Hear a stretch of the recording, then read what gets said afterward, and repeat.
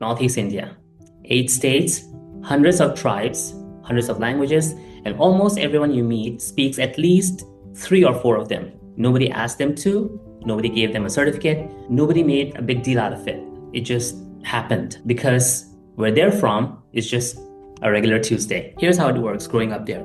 Mother tongue at home, your tribe language with your friends, English at school, Hindi also in school. But yes, let's be honest, Hindi comes a little later, somewhere between like a Delhi trip or too much Shah Rukh Khan movies. They do learn Hindi formally, but when you're growing up, imagine, growing up in a place or in a family where their parents speak two different languages, two different tribes. So you got to learn both languages. You got to learn English. So many languages are competing for space in your head, So Hindi naturally takes a backseat in their daily life. It's not the language of the street or the kitchen or, the friend group. And that's not unique to Northeast at all. Think about it. English is taught as a core language, as a core subject in more than 80% of schools across India. And yet, for most people, English just remains functional at best because learning a language in a classroom and living it are two completely different things. Same logic, same situation, but somehow only one group gets questioned about it. Anyway, coming back to Northeast, 4 languages, no effort, no announcement. And before anyone asks do they speak them properly? Yes. And also you speak maybe at most 2. So now Hindi is its own interesting story. Northeast people speak Hindi, some very fluently, some functionally, some have exactly, 4 sentences that they have memorized that works for them. I call it efficiency. But here's what people completely miss. For most Northeast people, Hindi isn't their first language. It's not their second language. It's probably 4th or 5th. Think about it for a second.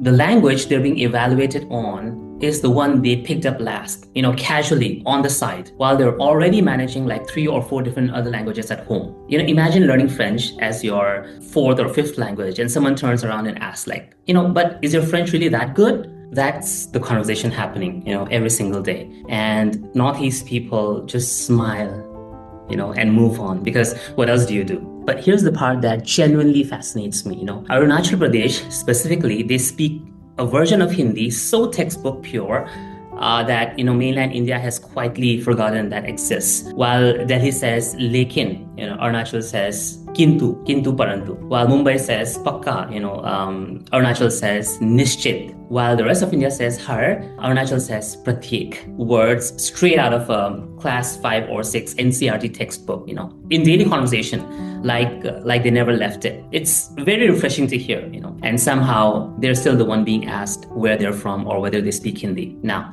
let's get down to some data. Here is where it gets really interesting, because the numbers actually back all this up. Every single state in Northeast India has a higher bilingualism rate than the national average. Everyone, not most, everyone, all 8 of them. The national average is 26%.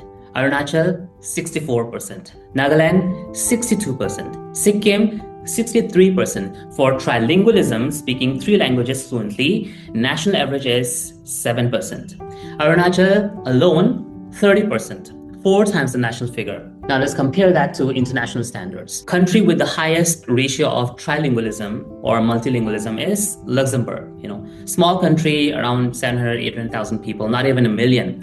The world's celebrated country, Luxembourg, as one of the most multilingual nations on the earth. Government built an entire education system around it, policies and curriculums and national pride and international recognition. Northeast India, 50 million people, achieving the same thing naturally. No policy, no curriculum, no one watching. Luxembourg spoke about it.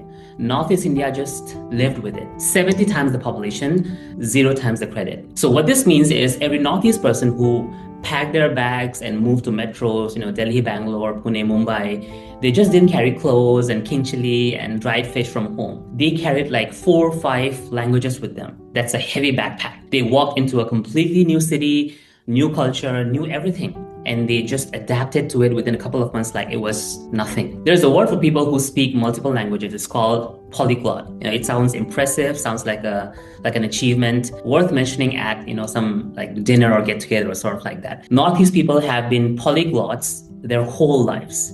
They just never called it that. And I'm not talking about just 2 languages, 3, 4, 5, even more, depending upon their circumstances and environment and upbringing and people they lived with. So that's how it is. So next time someone asks a Northeast person whether they speak Hindi or not, just smile, because the honest answer is yes. And 3 or 4 other languages that you've probably never heard of. And the crazy thing is, they probably even know more, or at least recognize, they hear. It's just that they don't admit it, or maybe they don't speak it that well. We never made a big deal out of it. That's not how we really operate. We adapted, we absorbed, we carried our languages across city, in this country and abroad, not because anyone asked, just because that's who we are.